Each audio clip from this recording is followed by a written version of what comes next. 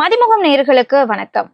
50 வருட அரசியல் அனுபவம் உள்ள ஒரு ஆளுமை, 9 முறை சட்டமன்ற உறுப்பினராக இருந்த செங்கோட்டையன் ஒரு தடவை கூட தேர்தலை சந்திக்காத தாவேகாவில் இணைந்திருப்பது இப்போ அரசியல் வட்டாரத்தில் ஒரு சலசலப்பை ஏற்படுத்தியிருக்கு. இது தாவேகாவிற்கு பலம், அதிமுகவிற்கு பலவீனம், எடப்பாடி பழனிசாமி மீது இருக்கக்கூடிய அந்த அதிருப்தி தான் செங்கோட்டையனோட இந்த முடிவுக்கு காரணம்.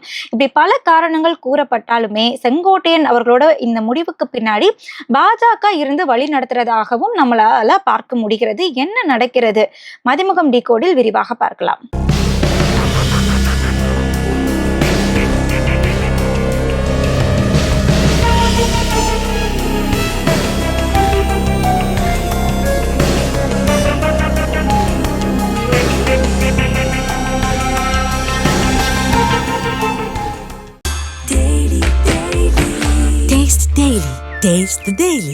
டயா பூஸ்டர் சுகரை கண்ட்ரோல் பண்ணும், உங்க ஆரோக்கியத்தை மீட்டு தரும். சர்க்கரையை கட்டுப்படுத்துறதுக்கான எளிமையான வழிமுறை, இயற்கையான வழிமுறை. அனைத்து மருந்து கடைகளிலும் கிடைக்கும். கே செங்கோட்டையன் அவர்கள் 78 வயது மூத்த அரசியல் தலைவர். 50 வருட காலம் அரசியல்ல அனுபவம் உள்ள ஒரு ஆளுமை. 9 முறை கோபிச்செட்டிப்பாளையம் அந்த ஒரு தொகுதியில 9 முறை போட்டியிட்டு சட்டமன்ற உறுப்பினராகவும் தேர்தலில் வெற்றி பெற்றிருக்காரு அப்படிங்கிறது நம்ம முக்கியமா பார்க்க வேண்டிய ஒரு விஷயம். இவர் ஒரு தடவை கூட தேர்தலை சந்திக்காத தாவேகாவில் இணைஞ்சிருக்காரு அப்படிங்கிறது ஒரு மிகப்பெரிய ஒரு ஆச்சரியமான ஒரு விஷயமா இப்ப அரசியல் வட்டாரத்துல பார்க்கப்படுது. எதற்காக அப்படின்னு பார்த்தோம் அப்படின்னா, இதுவரைக்குமே தேர்தலை சந்திக்காத ஒரு கட்சியில இத்தனை அரசியல் அனுபவம் உள்ள ஒரு ஆளுமை வந்து இணைஞ்சிருக்காரு. எம்ஜிஆரோட காலத்துல இருந்தே அரசியல் இருக்கிறவர். அதுக்கு அடுத்தது ஜெயலலிதா அவர்கள் முதலமைச்சரா இருக்கும் போது அவங்களுக்கு அந்த உதவி செஞ்சது, அந்த எல்லாமே பண்ண ஒருத்தர் இப்ப விஜயோட இணைஞ்சிருக்காரு. அப்படின்னா விஜய் அவர்களை எம்ஜிஆரோட ஒப்பிட்டு பார்க்கிறாரா அப்படிங்கிற ஒரு கேள்வியுமே இருக்கு. ஒப்பிட்டு பார்க்கிறார் அப்படின்னா எப்படி அவரால் பார்க்க முடிகிறது அப்படிங்கிற ஒரு கேள்வியுமே இருக்கு. அதே சமயத்துல அதிமுகவை ஒருங்கிணைப்பதுதான் தன்னோட நோக்கம் அப்படின்னு சொன்ன செங்கோட்டையன் நம்ம இதை இந்த கடந்த ஒரு வருடமாகவே இது வந்து பார்க்க முடிகிறது. கடந்த ஜனவரி 2025 வந்து கோபிச்செட்டிப்பாளையத்துல உள்ளூர் கட்சி பணியாளர்களோட ஒரு சந்திப்பு நடத்தி கட்சி ஒற்றுமைக்காக போராடுவேன் அப்படின்னு அறிவிச்சிருந்தாரு. இது வந்து RSS தலைவர்களோட ஒரு சந்திப்பு நடந்ததாகவும் ஒரு செய்திகள் வந்து வெளியாகிச்சு. அதே மாதிரி கடந்த February 10, 2025 அன்னைக்கு EPS அவர்களுக்கு நடந்த ஒரு பாராட்டு விழாவையுமே புறக்கணிச்சு EPS அவர்களுக்கு எதிரான ஒரு ஸ்டாண்டையுமே எடுத்திருந்தாரு. அடுத்ததா March 16 அதிமுகவில் இருக்கக்கூடிய அந்த அண்மை கால செயல்பாடுகள் அதெல்லாமே சொல்லி EPS வந்து இந்த உட்கட்சி மோதல்களை வந்து தீர்க்க தவறுகிறாரா அப்படின்னு ஒரு குற்றம் சாட்டியிருந்தாரு. அதே மாதிரி பாஜக அதிமுக கூட்டணி மீதான விவாதம் அதுவுமே வந்துட்டு ரொம்ப தீவிரமாச்சு அப்படின்னே சொல்லலாம்.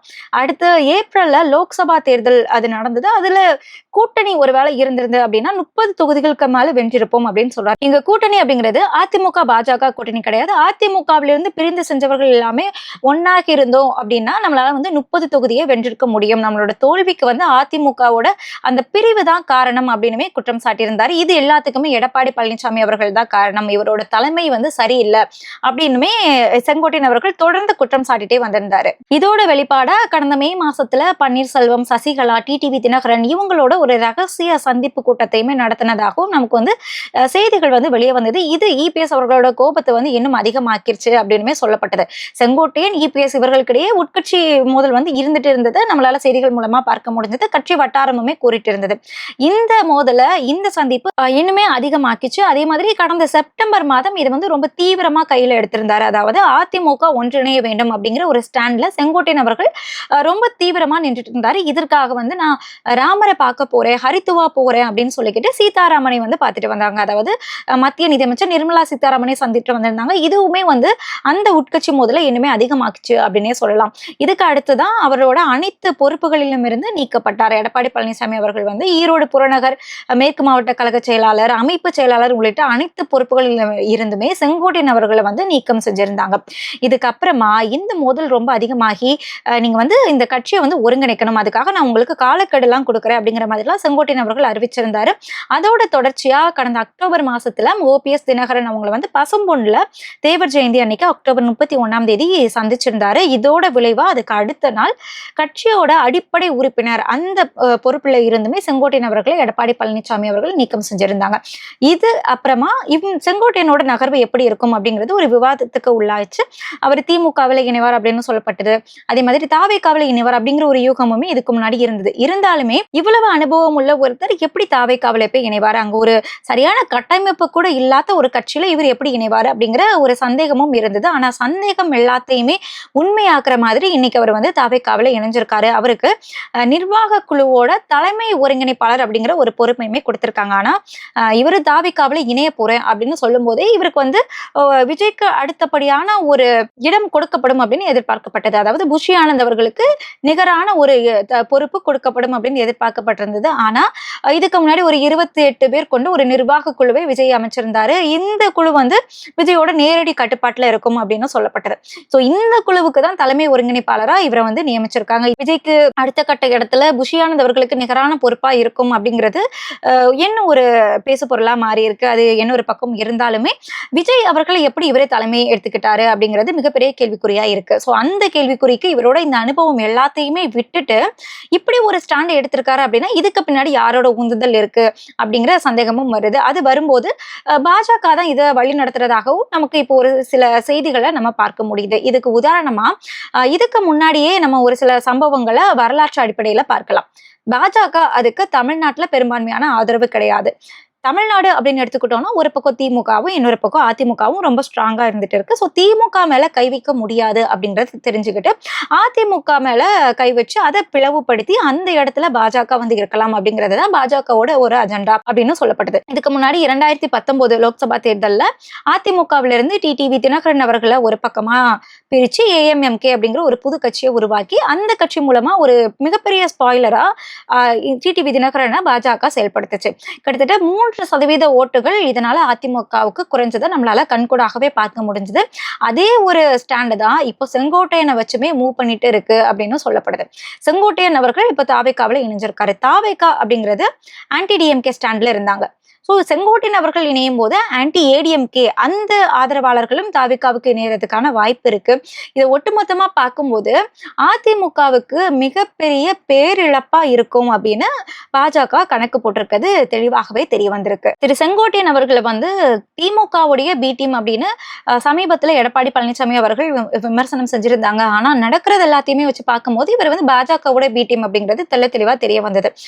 பாஜக மூத்த தலைவர்களுடனான அந்த சந்திப்பே இதை வந்து உறுதியும் படுத்திருக்கு. அந்த சந்திப்புக்கு அப்புறமாக தான் இந்த பிளவுகளுமே வந்து அதிகமாகி இருக்கிறத நம்மளால பார்க்க முடியுது. ஒருவேளை எடப்பாடி பழனிசாமி அந்த தலைமை வந்து பறி போயிருமோ, அந்த இடத்துல செங்கோட்டையன் அவர்களை எடுத்துட்டு வந்துருவாங்களோ, அந்த ஒரு அச்சத்துல இவரை வந்து கட்சியை விட்டு நீக்கம் செய்ததாகவும் சொல்லப்பட்டது.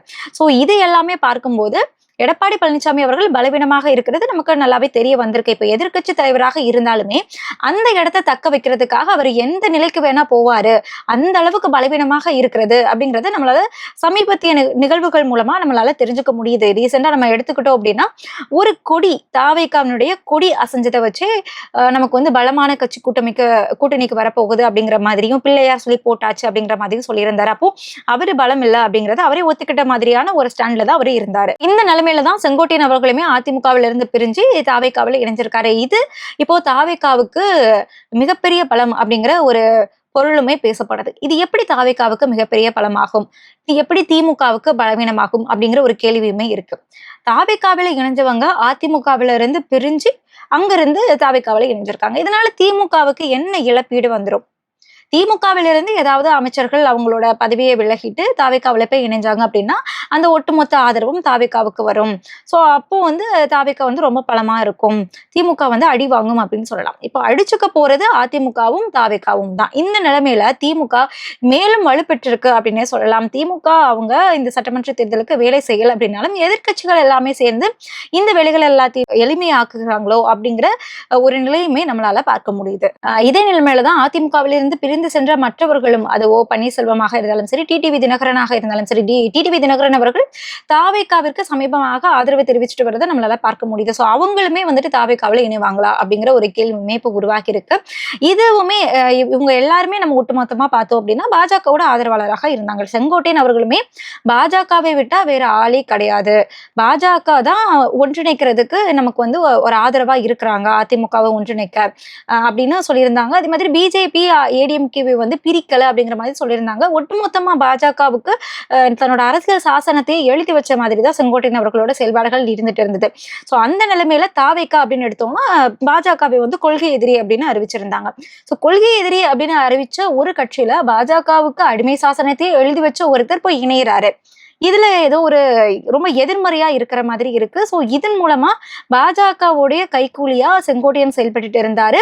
இப்போ செங்கோட்டையன் அவர்கள் வந்து தாவேகாவில் இணைஞ்சிருக்கிறது மூலமா பாஜகவோட கைக்கூலியா தாவேகாவை இழுக்கிறதுக்கான ஒரு முயற்சியா இருக்குமோ அப்படின்னு பார்க்கப்படுது. என்ன நடக்கிறது அப்படிங்கிறத பொறுத்திருந்து பார்க்கலாம். இணைந்திருங்கள்.